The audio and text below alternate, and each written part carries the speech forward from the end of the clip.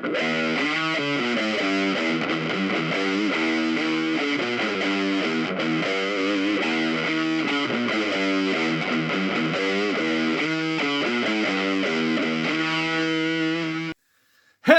and welcome to Retro Gaming Swede. My name is Oskar, and today I'll show you my latest gaming related pickups.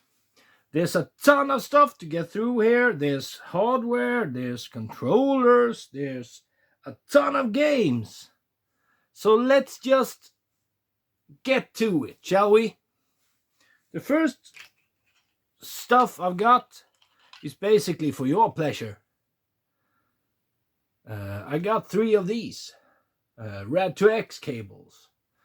They're basically video converters for different consoles. This is for the Sega Saturn,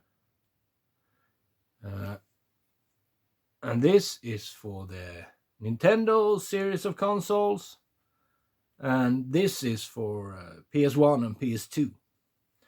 These converts the AV out of the different consoles into HDMI mini, making it a lot nicer to and easier to capture footage from the different consoles, and cleaning up the signal a bit. Then we move on to hardware. And this, well, I knew I wanted this, but I also knew it was kind of crappy. But I also knew I had to have one. So here's the Sony PlayStation Mini. And yes, I already knew it was kind of bad when I bought it, but I didn't think it was that bad, honestly. But I'd rather play these games on my original console because that makes them look better. There's no video options at all in this one, so you can't smooth out the edges or put scan lines in there or anything at all, really. So most of the games looks like absolute crap. And for some reason they didn't include an analog controller, so some of the games controls really bad. But there are, of course, some good games on there, like Wild Arms, Final Fantasy VII, of course, Rayman, Tekken 3, although it looks like crap. Honestly, the ones that looks the best are the 2D games, like Super Puzzle Fighter 2 Turbo, Rayman again, and Oddworld Abe's Odyssey. Everything that's in 3D looks like absolute dog shit. But anyway, let's get on to the next stuff. Let's see, what do we have here? We got a Wii Mini, not the same thing as the mini consoles, of course, but I didn't have one of these and it was really dirt cheap. And of course I got a few games together with it. Where did I put those? Yeah.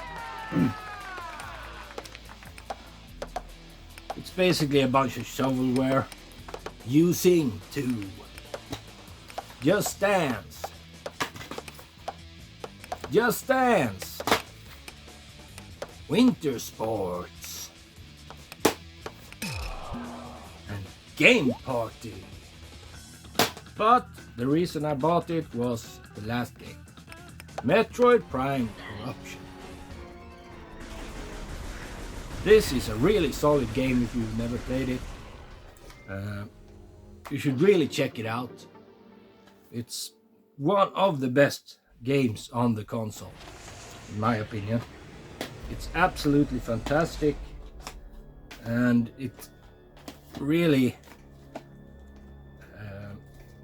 ties together the Metroid Prime trilogy in a really nice way. Next up, we have sort of a duo. First off, we have the Neo Geo Mini. I actually put this in my cart, and then I thought, hey, there's no controllers in this pack. So I thought, well, let's get a couple of controllers. But then I found this one. The Samurai Showdown Special Limited Edition pack of the same console. There are actually different games on these. Some of them are on the or on both of them, but there's a ton more of the Samurai Showdown games on this one, and there's a bunch of Metal Slug games on this one. So they sort of balance each other out a bit, and of course you can play it by just using the console if you want to, but you can also hook it up to the TV. And I really enjoy playing on them. Real good fun. Then we have Sega's version of the same thing, with a controller, of course. This is really solid. More or less contains all the Sega classics, Sega arcade classics you really want on a console. Unfortunately, I can't read out all the names of the games because it's in Japanese, but it has Virtua Fighter, Space Harrier, Rad Mobile, Fantasy Zone, Cotton, Golden Axe, Alien Syndrome, and a bunch of other really solid games on here. And I actually think this one is a bit better than the Neo Geo ones, but I'm more of a Sega guy anyway, so. And of course I'll make videos on all of those mini classic systems later on. Then the last piece of real hardware are a couple of PS1s, because I need more of those. I only have like 14 or 15 before.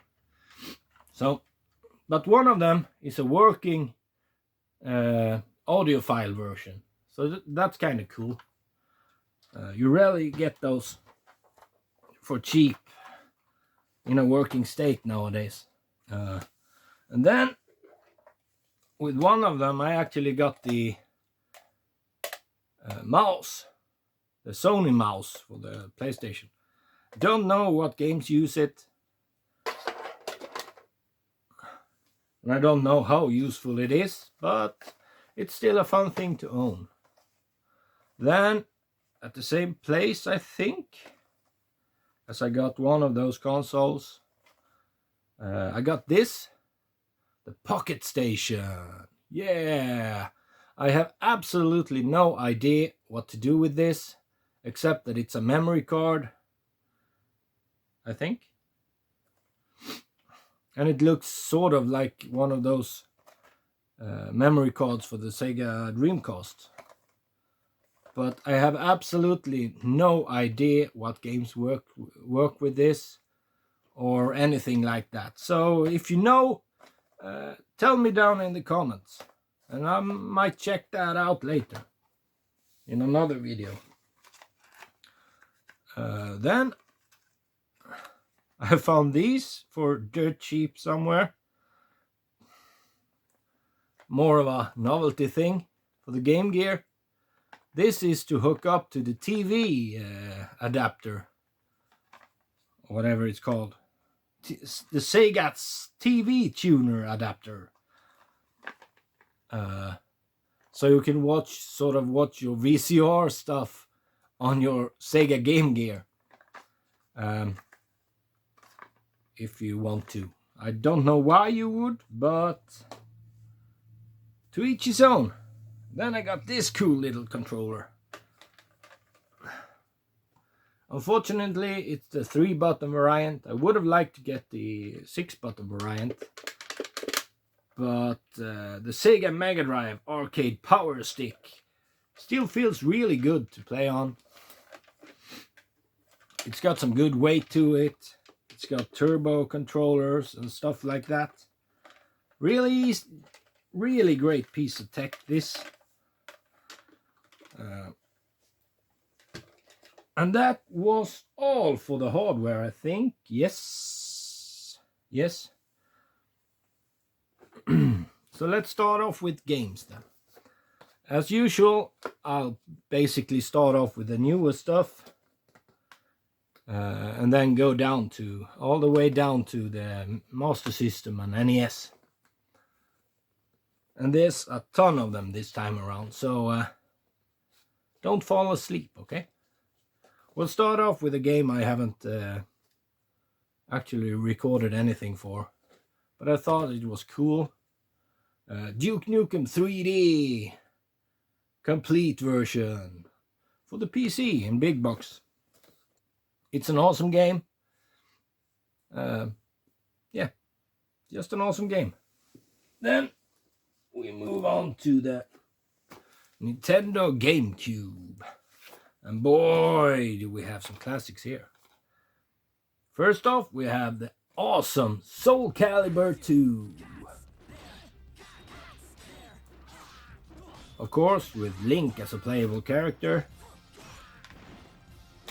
Really fun game, one of the best fighting games ever made in my opinion. Then we have one of the funniest party games series ever, Mario Party 7, with a microphone and everything. Really, well, if you haven't played Mario Party before, it's basically a board game where you play mini games. Really, really, really fun. Next one up is the Zelda Ocarina of Time 2-game bonus disc. This is actually an American version of it. You can see that because the GameCube logo is down on the spine. On a normal European game, it's on the upper side. But yeah, this is also one of those collectible stuff for the Nintendo GameCube. It has, of course, Ocarina of Time and Ocarina of Time Master Quest, which is basically a harder version of the same game. Then we have Spider-Man 2. Of course, it's a movie license game. It's okay, and I remember this getting pretty good reviews, but I haven't played it that much. Actually. But it does seem pretty fun. Then we have Final Fantasy Crystal Chronicles. Just for this video I played some of it and I thought this was absolutely horrendously boring. But of course it's made to be played in 4-player mode with Game Boy Advances for some reason. But yeah, it might be fun that way, but just playing it single player absolutely sucked. So for the next console we have some PS2 games. We'll start off with Spider-Man 3 from the same series as on the GameCube.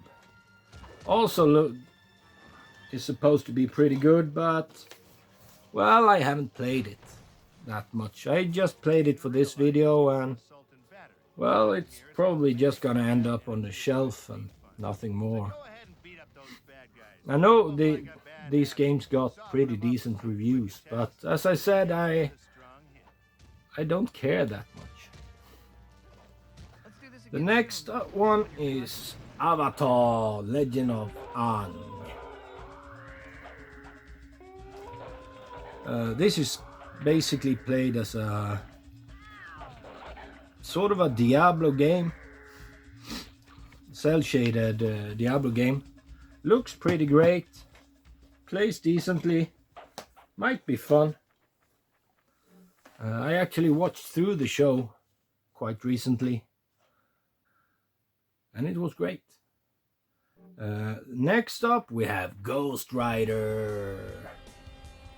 Yeah. Vengeance will flow from my body.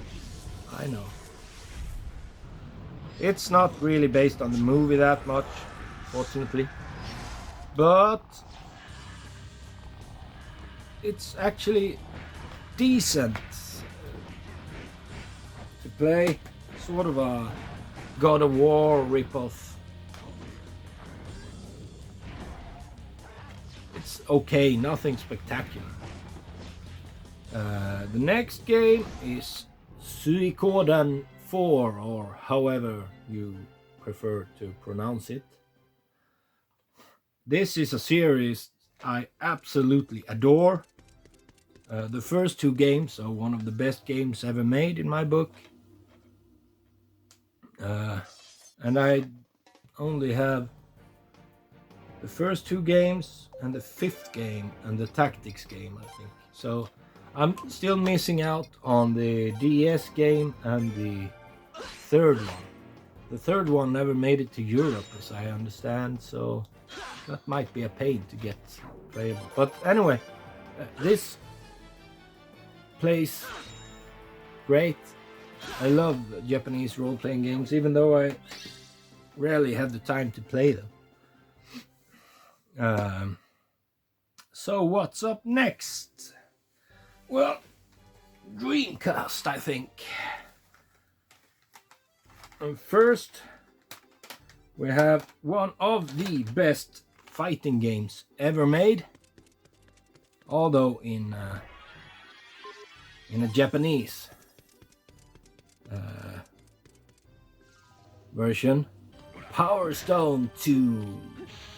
Man, I love these games.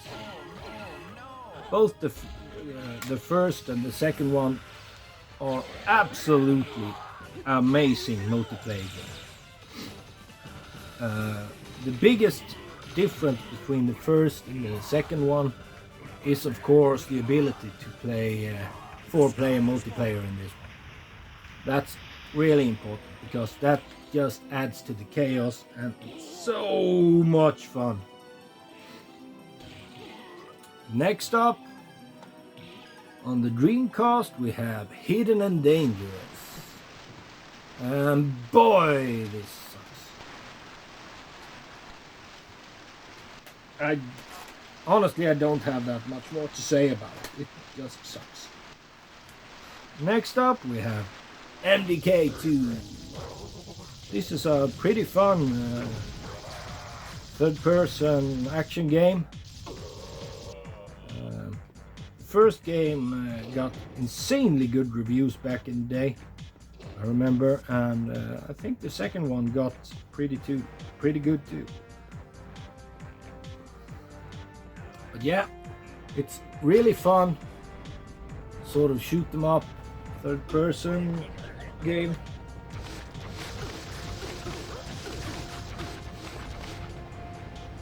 Next up we have Mortal Kombat Go. Yeah, not much to say about this one either. It's a Mortal Kombat game.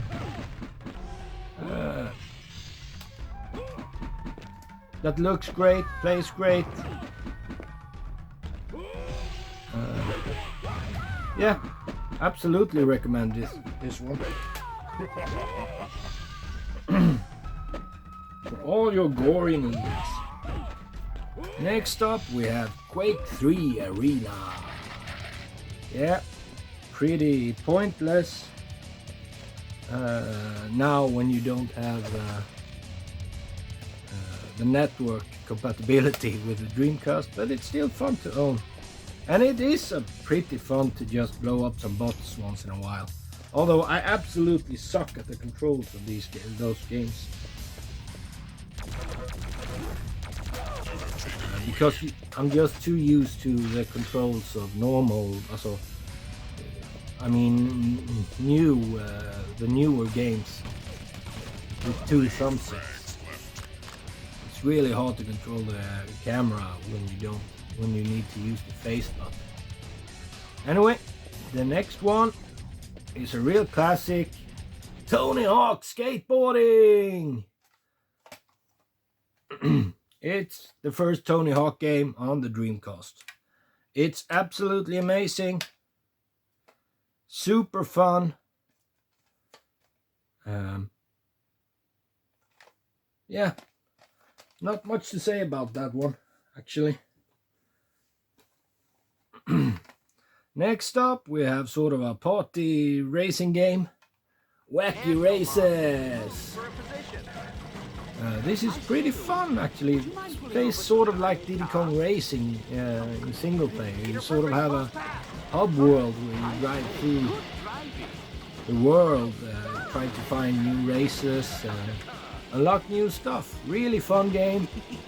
Hard as balls if you play it in single player, but a really solid game. Let's see here.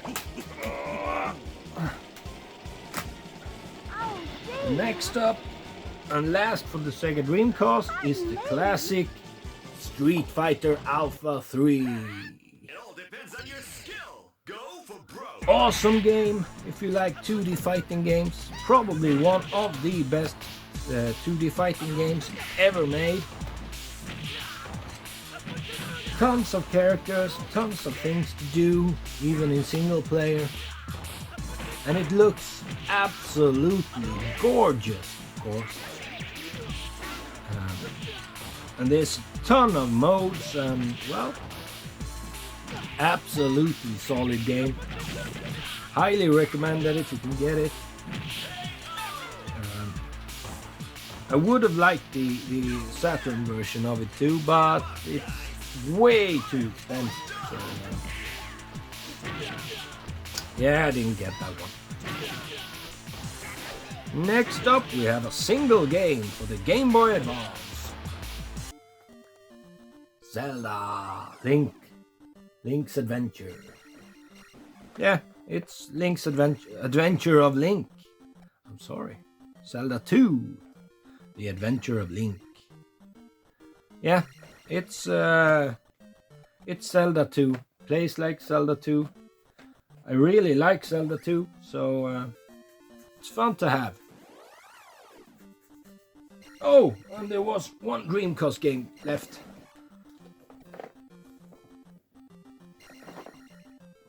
We have House of the Dead 2, including the gun. Of course, the game is absolutely amazing. And it's cool to have this box with a gun.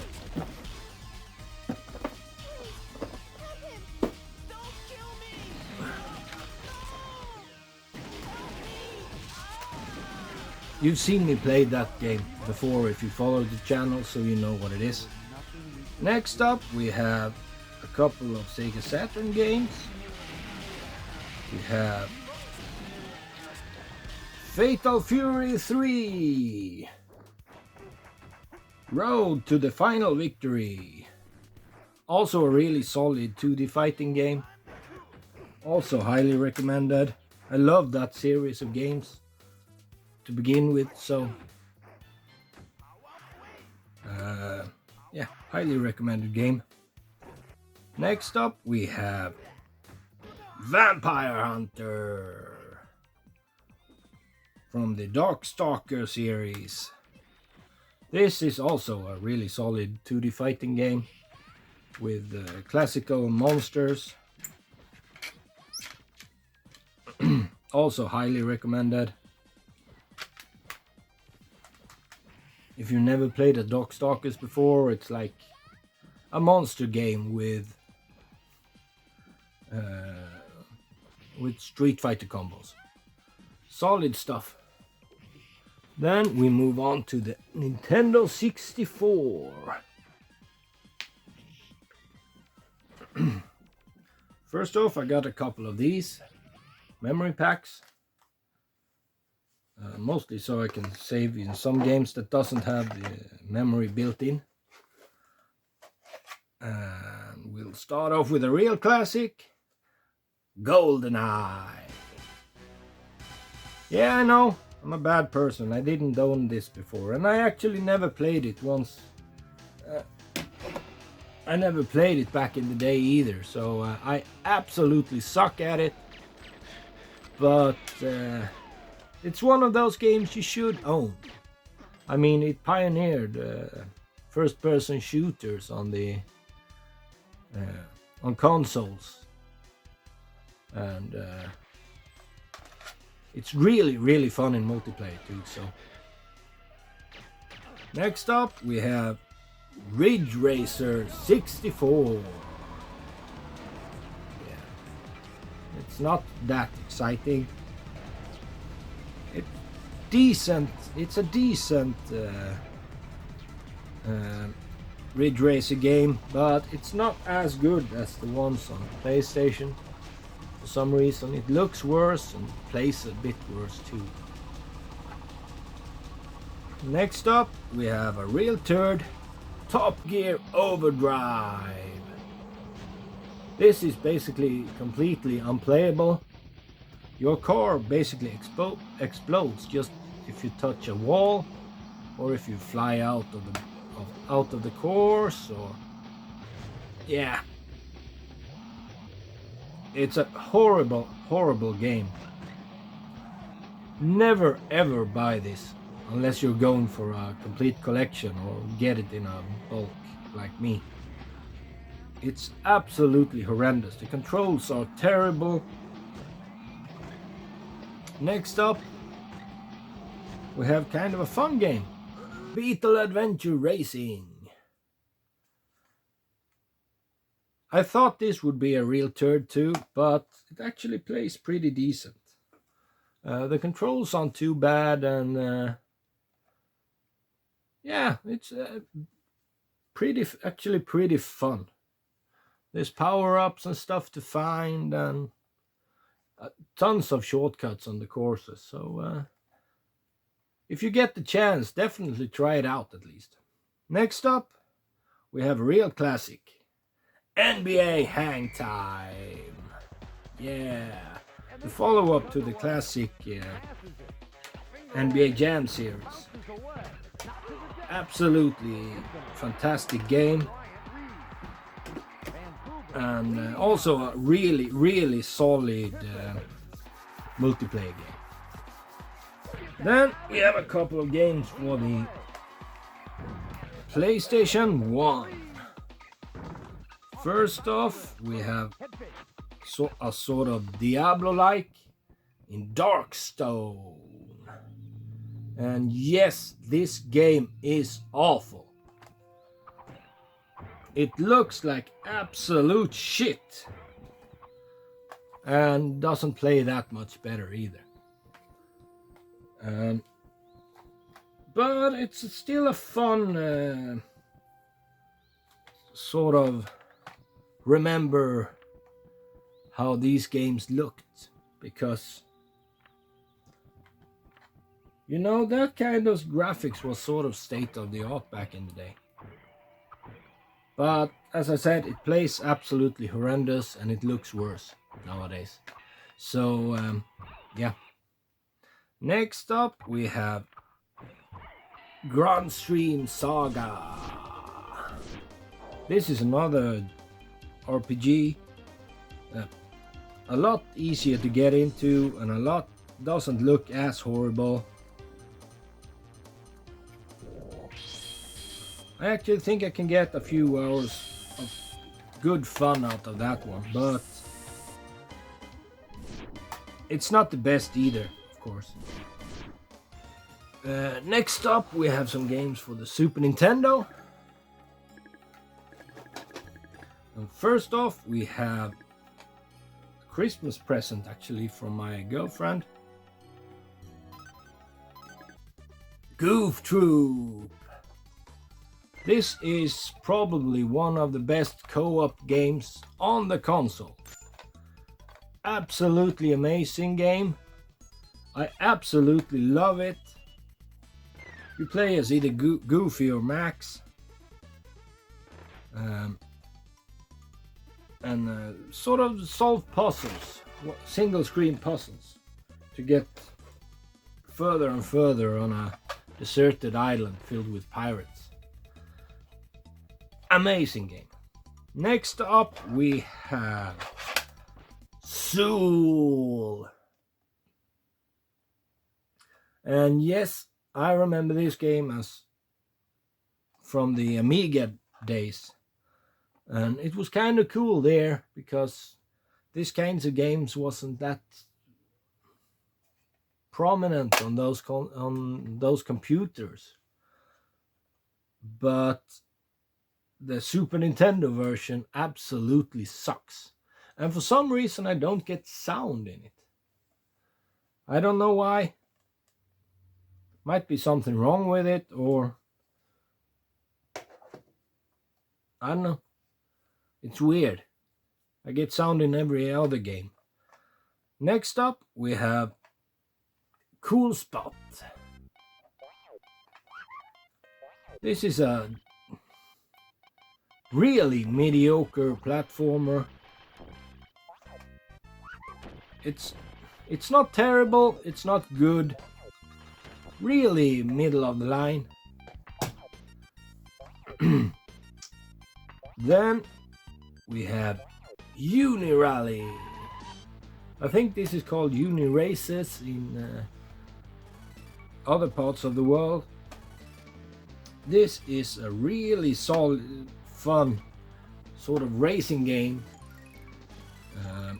We race on a unicycle, trying to do tricks to increase your speed and get to the goal first. Really fun game. Absolutely recommend it if you can find it for cheap. Next up we have Asterix. Yeah, really solid platformer, although I think the Genesis or Mega Drive Asterix games are a lot better than this one. Mostly because you can't change characters in this one. You only play as Asterix. And you can't play as Obelix, which is a big letdown in an Asterix game. Anyway, let's move on to the Mega Drive.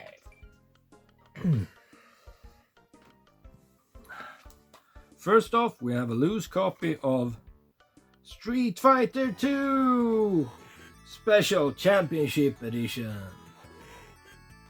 Of course, it's Street Fighter 2. Who doesn't love it? If you don't, well, there's something wrong with you, I think. Absolutely amazing game. Highly recommended. And of course, if you're gonna play it on the Mega Drive, get yourself a 6-button controller. Otherwise, it's basically unplayable. Next up is more of an oddity.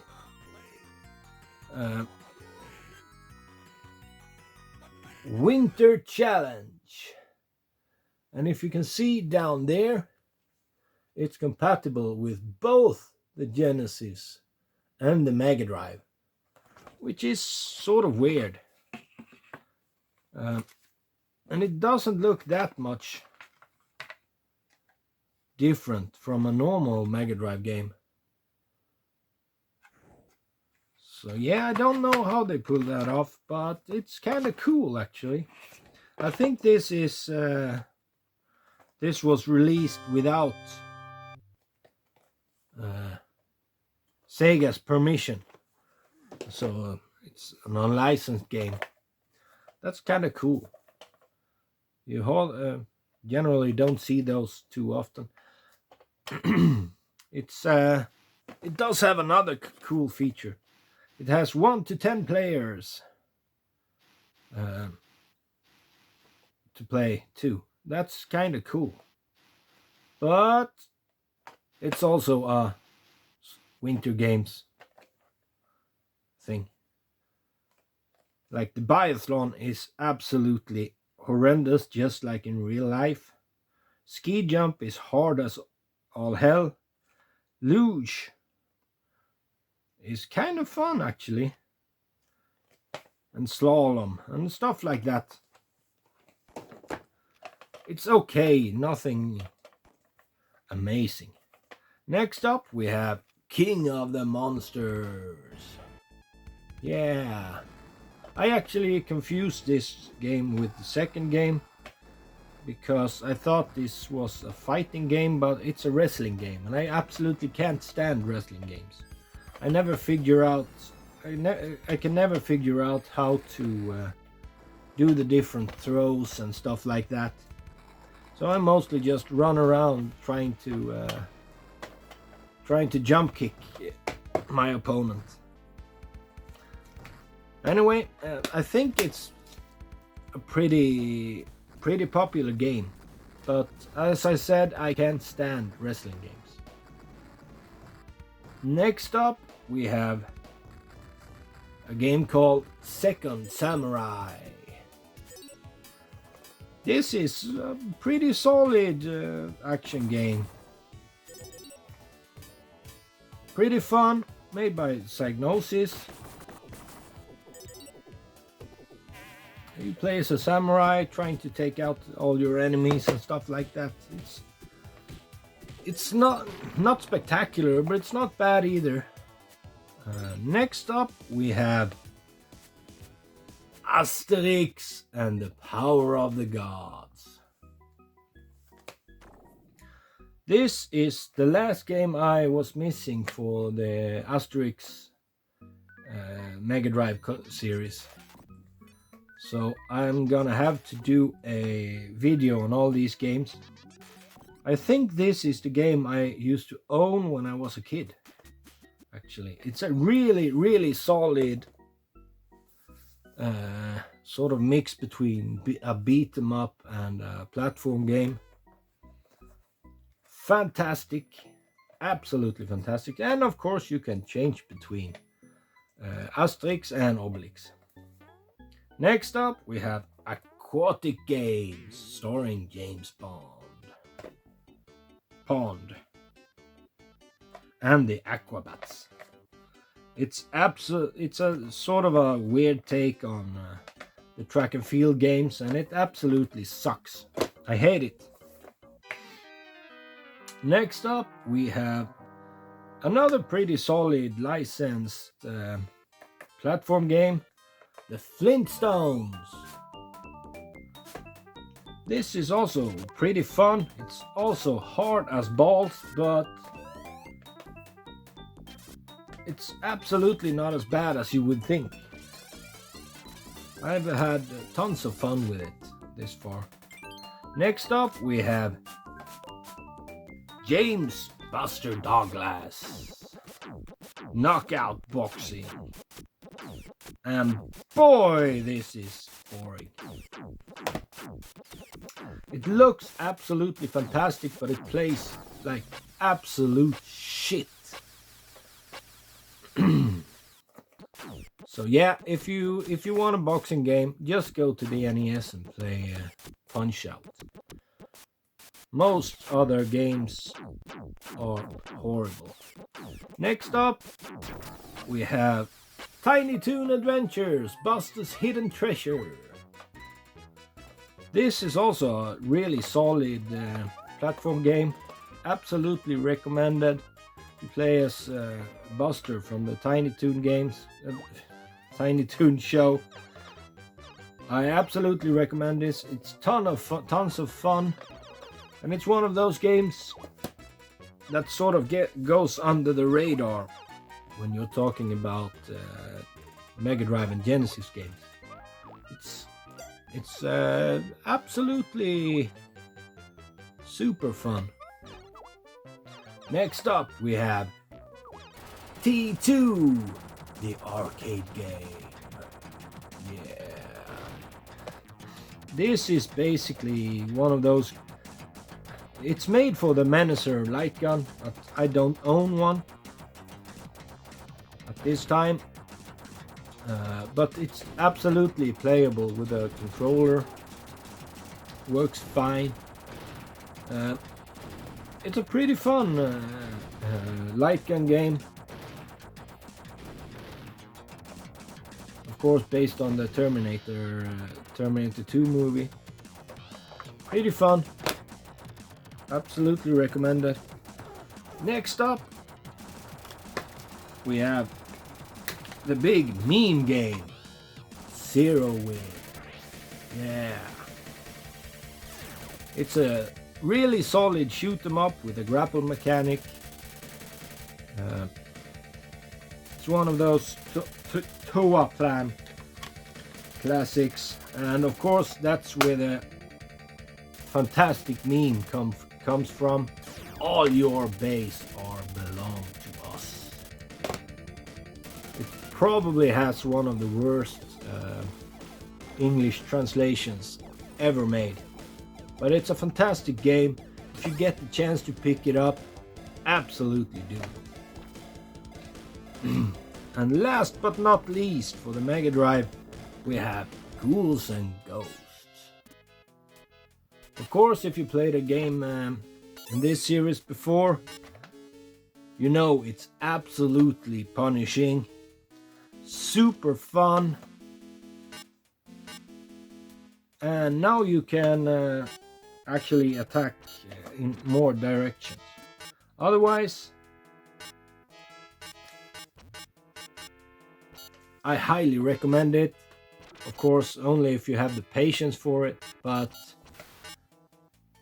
it's a really fun game, even though I absolutely suck at it, as you'll see in the gameplay footage down here somewhere.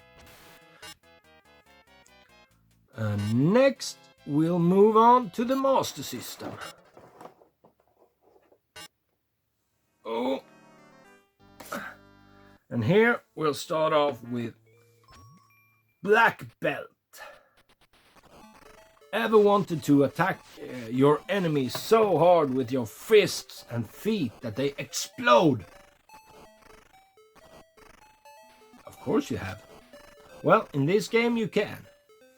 You basically just walk to the right, punching down enemies until you get to a mid-boss.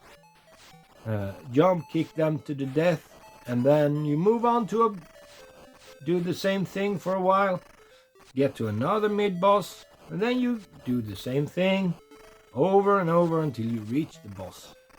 Really fun game. Absolutely recommend that one.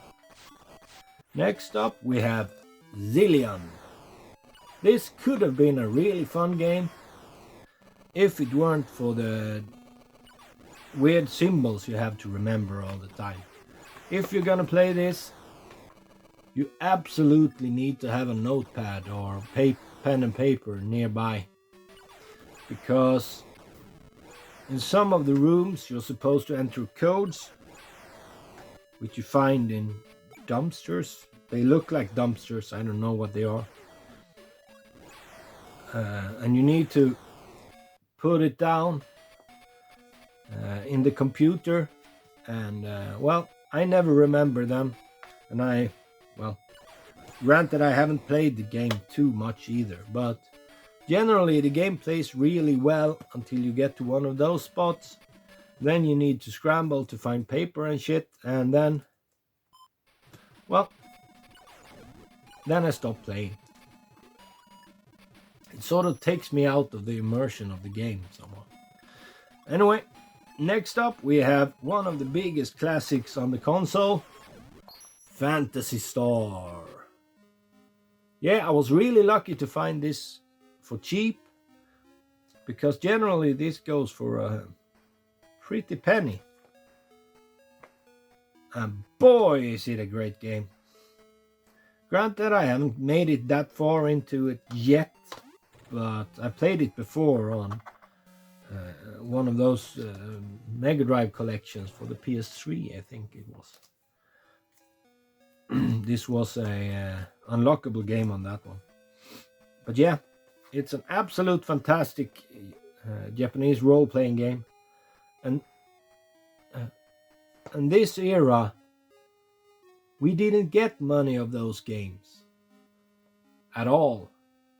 So it was a really fun, nice treat to get back in the day.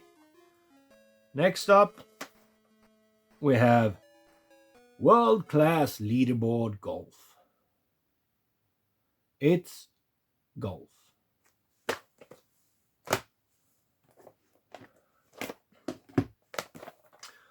The next game is Cool Spot again. This is a worse version of the Super Nintendo game. And of course, there's a Cool Spot game for the Mega Drive too, if you want to check that out.